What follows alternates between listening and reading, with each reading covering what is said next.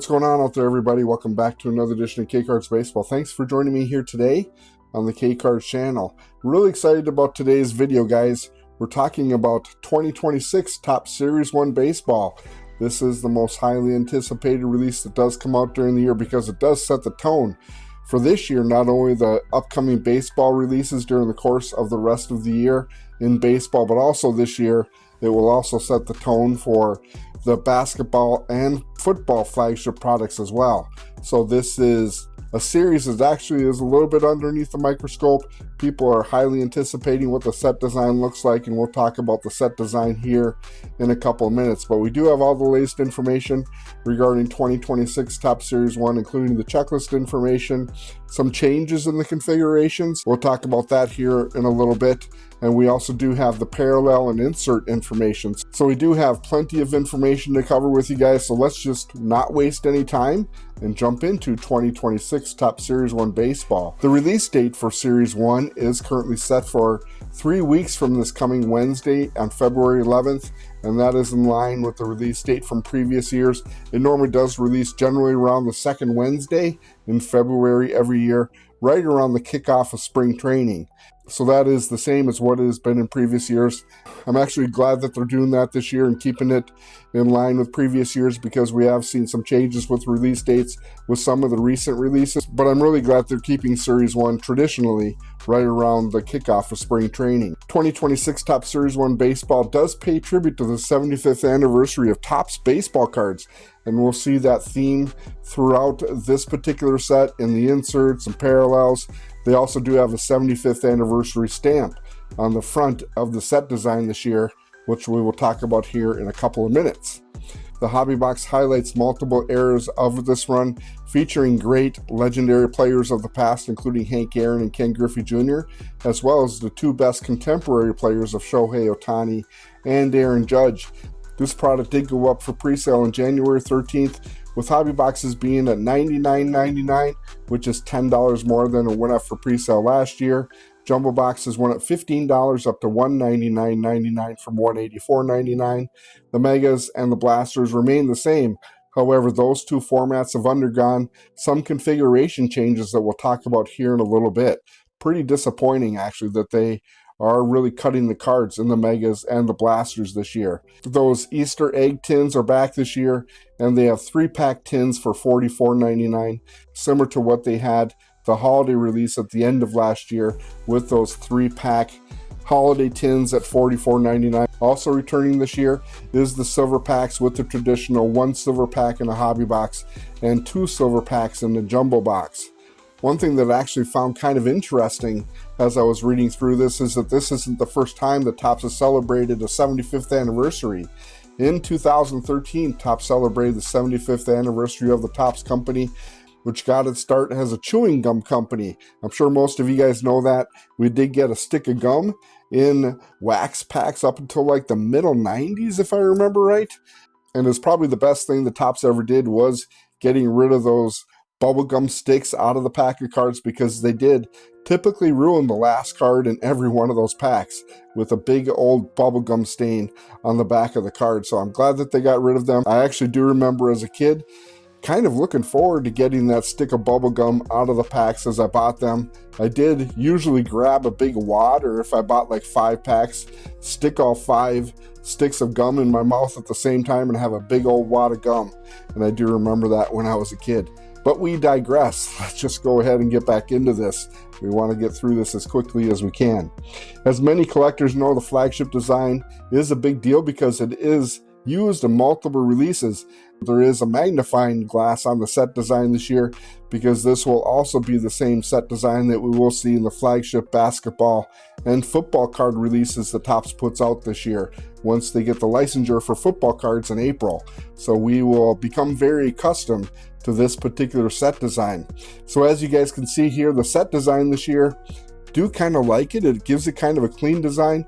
It does feature a fabric-like style over here on the left-hand side of the card, with a team color match ribbon on the left-hand side of the card with the team initials in the upper left-hand corner, stitching along the border, and you can see that fabric style on the left-hand border of this card. And you can see the team color match with that ribbon on the left-hand side. This really does make this Dodgers logo pop on the Shohei Ohtani card. And I do like the fact that this year they are putting the player's name in bold white letters in the bottom right-hand corner, so pretty easy to read, which was not the case last year. So I actually do like the set design at first glance. We'll just have to see as this product comes out. Topps has put kind of an emphasis on team color match cards over the past couple of years, and it does look like they have continued that this year. Now as we look at the base and parallel details, as always the base set is the main part of 2026 Topps Series 1 checklist, including top veterans and rookies, along with team cards, league leaders, rookie cup, and future stars. Here's a look at the Aaron Judge base card this year. The same fabric ribbon on the left hand side as is on the Shohei Ohtani card, but it is still kind of a team color match, very similar to what the Yankees colors are with the gray stitching. Primarily their away jerseys actually, and the fabric on the left hand side. But as we look at this Jacob Misiorowski card, you can really see that team color match banner on the left hand side really pop this Milwaukee Brewers logo. So I do really like this. This card is absolutely gorgeous, to be honest with you. Really do like the look of this card. And one thing that I don't know if you guys noticed is that they do have the Topps 75th anniversary logo kind of set in the background in the upper left hand corner or the upper right hand corner of these base cards. I do like that, very similar to what they did in 1991 with the Topps 40th anniversary logo in the front of the card. However, in that case, the Topps 40th anniversary logo was in white lettering rather than kind of a gray lettering, which kind of puts it in the background a little bit. So I do like that. Pretty subtle effect with that Topps 75th anniversary logo, so it doesn't really overtake or kind of take away from the card or the front of the card. It kind of adds to it a little bit with the matching of that gray ink matching the banner or the ribbon on the left hand side of this Aaron Judge card. Let me know down in the comment section what you actually think of the set design. I kind of like it, but again, we won't really know until we actually get the cards in our hand, so we'll definitely see once that happens. The lineup offers 350 cards in the base set, featuring the first rookies of the Major League Baseball collecting season. And the 350 card base set is the same as what we've seen for I don't even know how many years now, for a very long time. We'll of course get the 350 cards in Series 1 and additional 350 cards in Series 2, making the total set 700 cards. And that is the same as what has been for several years now. Again, before we move on, I do want to kind of highlight the set design on this Jacob Misiorowski card. Again, I really do like the team color match ribbon on the left hand side of the card and the yellow stitching on the left hand border, different from the gray stitching in the Shohei Ohtani and the Aaron Judge. And it really does make this Milwaukee Brewers logo pop pretty well. As is tradition, there are many parallels in the rainbow. This is what the gold card looks like this year, numbered to 2026. A little bit different because it does still have that team color match banner on the left hand side, or the team color match ribbon on the left hand side. This light blue color does match the Toronto Blue Jays normal traditional colors, and it does roll over to the player's position in the bottom right hand corner. Really do like it, but I do like the fact that they do have the fabric on the left hand side in a gold design. Really do like this gold card, and in this case they do have the Topps 75th anniversary logo in the upper right hand corner because of Vladdy's arm here in the upper left hand corner, I'm sure. But I do like the gold cards. Really cool cards. This is probably one of the most popular parallels in the flagship releases that does come out during the course of the year, is these gold cards numbered to the year that the release comes out. Now as we look at the base parallel list, it does appear to be pretty much the same as what we've gotten over the course of the past couple years. They have added a couple, but they haven't taken away any from previous years.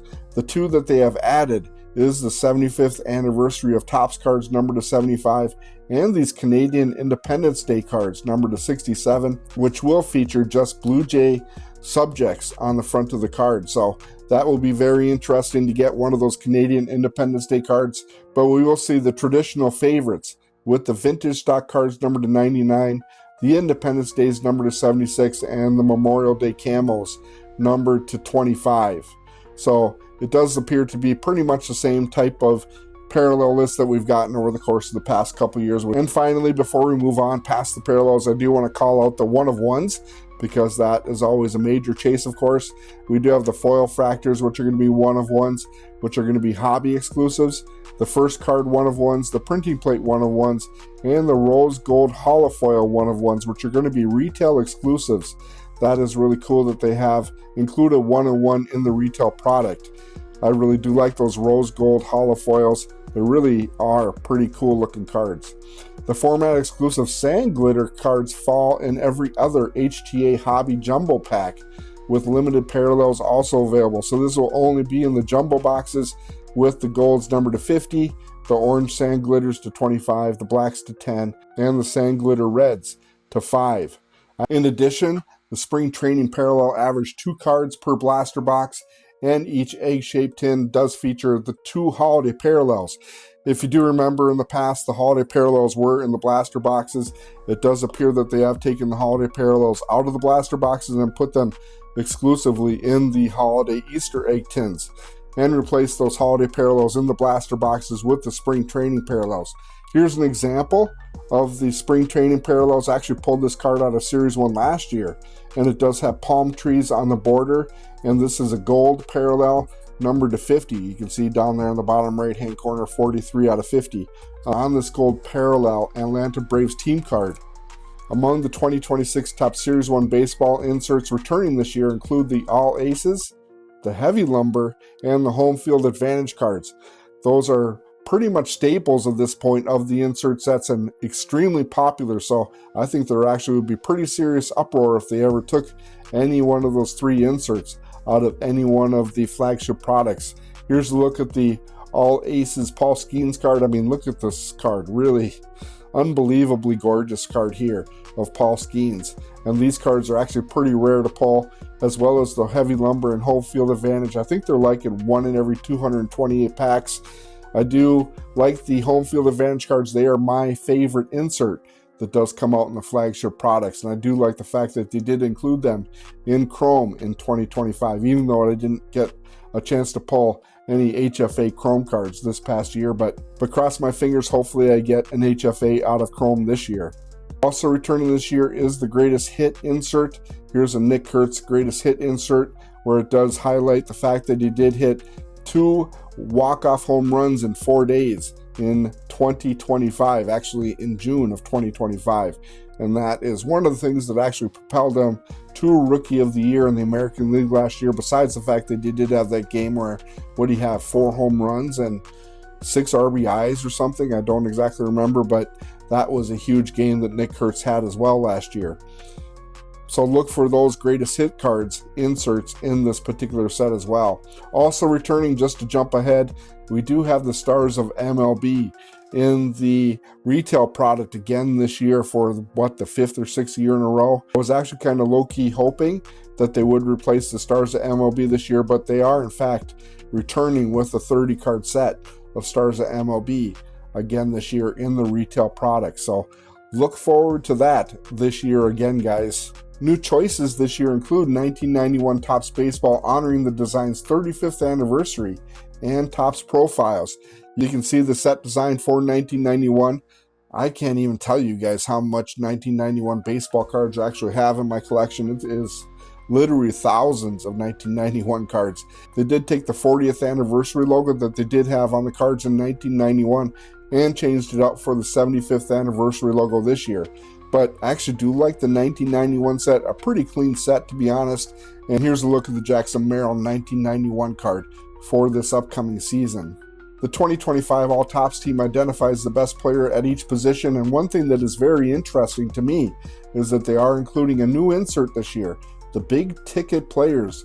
And this product does definitely look like the Panini Contenders brand. I don't know if you guys are familiar with Panini Contenders, but they do actually look like a ticket that you would use to get into a game, and that is what this card actually looks like. So I don't know if they are intentionally ripping off the Panini Contenders cards. I personally, for myself, am not exactly a huge fan of the Panini Contenders brand, so this card really doesn't do a lot for me. I mean, it is a Jose Ramirez insert. I don't know exactly what the pack odds for this particular insert is. We don't have pack odds for any of this product right now, but as we get that information, I'll definitely get that out to you guys as soon as I possibly can. Topps also pays tribute to prior flagship cover stars with short printed cover athletes cards. Don't have any idea what that looks like. That will be very interesting. But retail fans can also find exclusive stars at MLB. As I mentioned earlier, that is coming back again this year, as well as Titans of the Game cards. Really cool Titans of the Game card, Julio Rodriguez card here. I don't know exactly how rare these inserts are going to be. I would expect them to be pretty common, like 1 in every 3 or 1 in every 4 packs. But again, once we get the pack odds, I will definitely pass that information on to you guys as well. Autograph and relic details. Hits are also a big part of 2026 Topps Series 1 baseball, with 1 autograph or 1 relic per hobby box, so that remains the same as what it has been in previous years. However, there is an interesting change in the jumbo boxes this year. This year in the jumbo boxes, you get 1 autograph and 1 relic.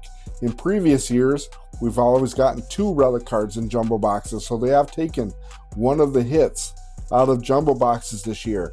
So it is very curious to me why they raised the price $15 on those jumbo boxes and removed one of the hits out of that particular configuration. Not too happy about that, but again, I don't buy jumbo boxes, but those guys that do buy jumbo boxes, I'm sure will be extremely disappointed in the fact that they are taking one of the hits out of the jumbo boxes this year.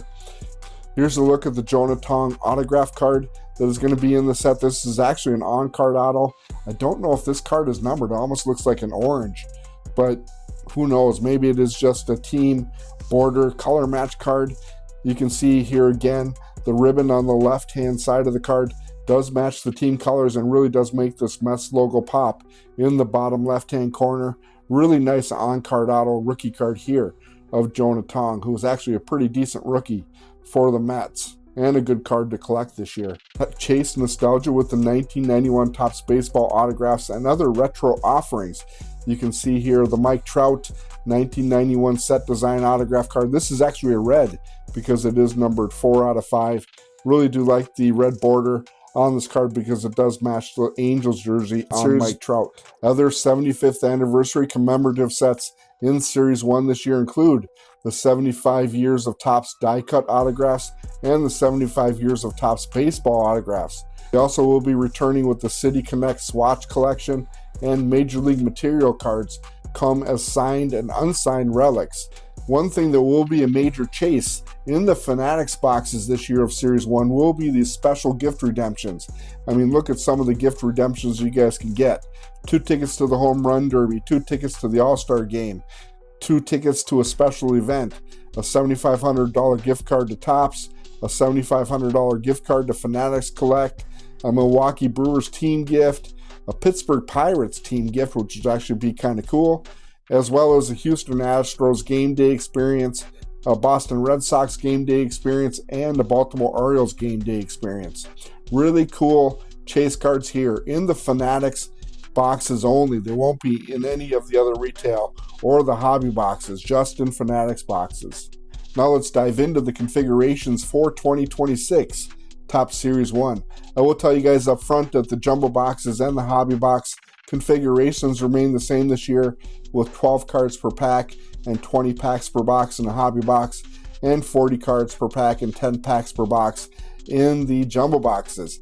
Where we do see pretty significant changes in the configuration is when we look at the retail products. For example, the mega boxes this year, 14 cards per pack and 14 packs per box. Last year it was 16 packs per box with 14 cards per pack. So this is a full 2 packs less than what it was last year and 28 cards less than what it was last year. The blaster boxes this year are 12 cards per pack and 6 packs per box, rather than the usual 7 packs per box. So the blaster boxes are 12 cards less than what they have been over the past couple of years. So the blaster boxes go down from 84 cards in the blaster box down to 72 cards in a blaster box. So I guess what Topps has decided to do is, rather than raise the prices on the retail product, the mega boxes and the blaster boxes, is just cut the cards in both of those configurations rather than raise the price. Tins, however, remain the same as what they were last year, with 59 cards per pack and 3 packs per tin. the same as what we should see in the hanger boxes. We don't have any configuration information at all for the hanger boxes or the fat packs yet. Maybe they might cut those. I don't exactly know. We will wait and see what those configurations look like to see if they have cut the cards out of those two retail formats as well. As far as the box break, the hobby boxes remain the same with the 1 autograph or relic and the 1 silver pack. Jumbo boxes again have made a change. They have gone from 1 autograph and 2 relics down to 1 autograph and 1 relic. So they've taken one of the relics out of the jumbo boxes. However, they have still included the 2 silver packs in the jumbo boxes. Mega boxes have apparently added the 3 1991 Topps Crackle foil parallels. Maybe they're putting those in there to kind of compensate for the fact that they have taken 28 cards out of the mega boxes, which is pretty disappointing, but that definitely does not help the fact that they have cut the cards in mega boxes this year.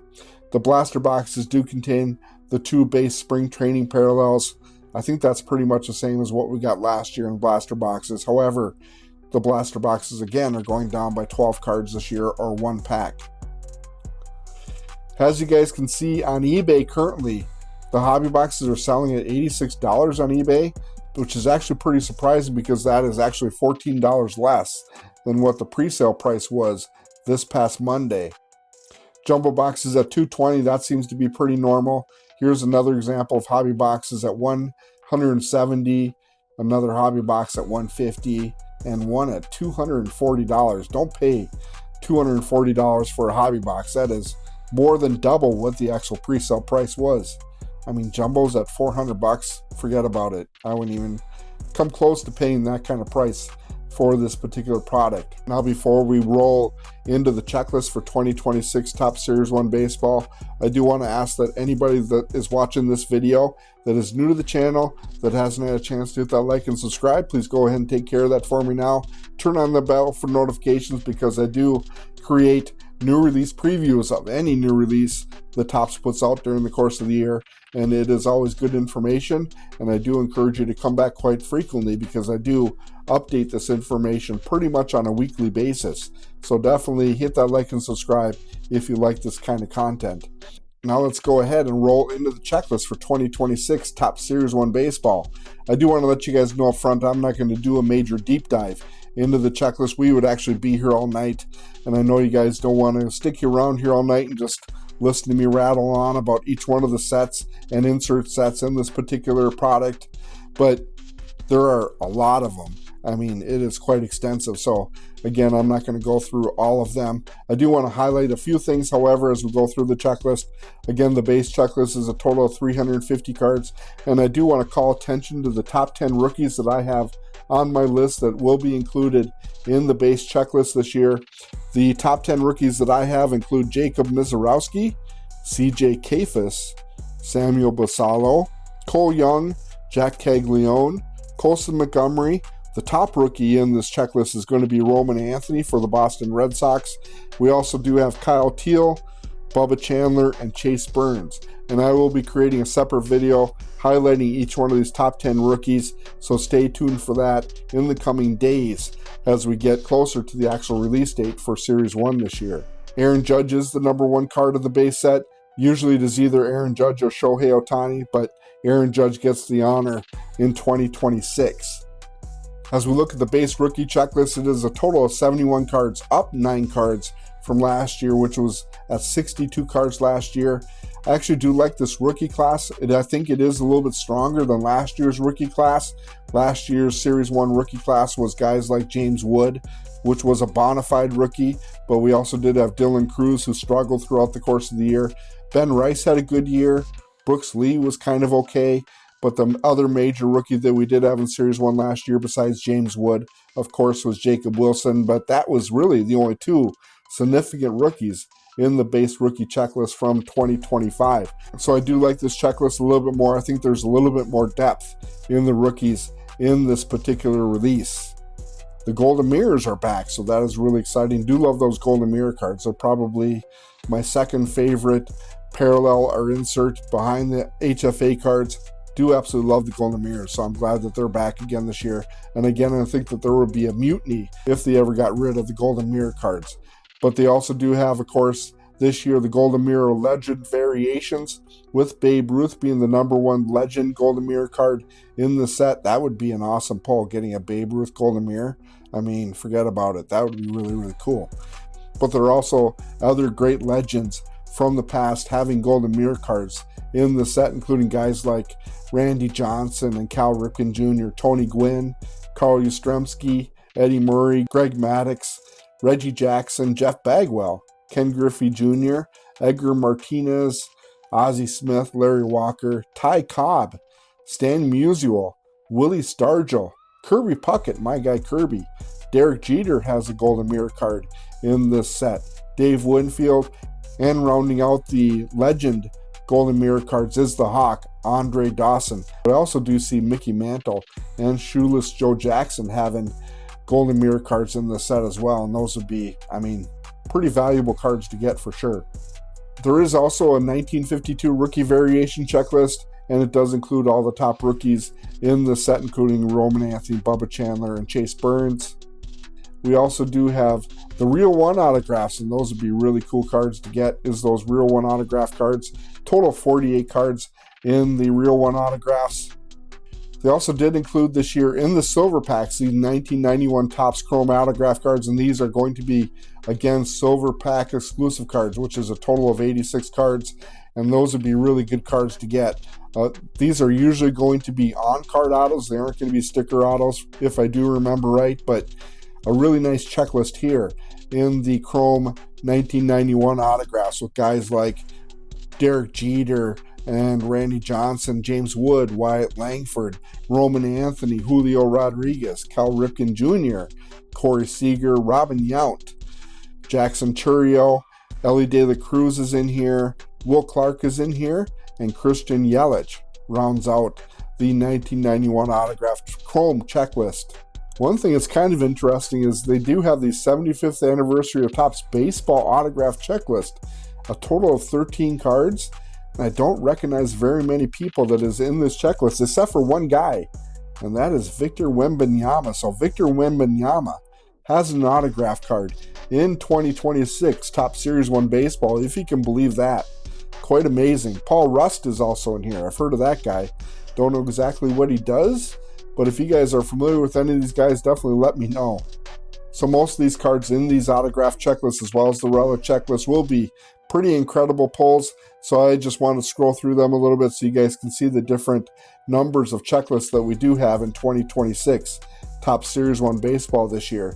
So guys, before we wrap it up, definitely want to thank you guys for checking out this video. If you are new to the channel, again, definitely go ahead and hit that like, subscribe, turn on the bell for notifications, and thanks again to all my OG subscribers for your continued support of everything that we do here on the K-Cards channel.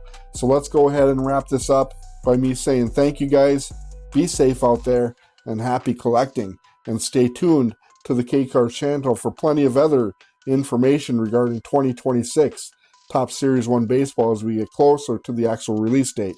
Thanks again, guys. We'll talk to you guys later.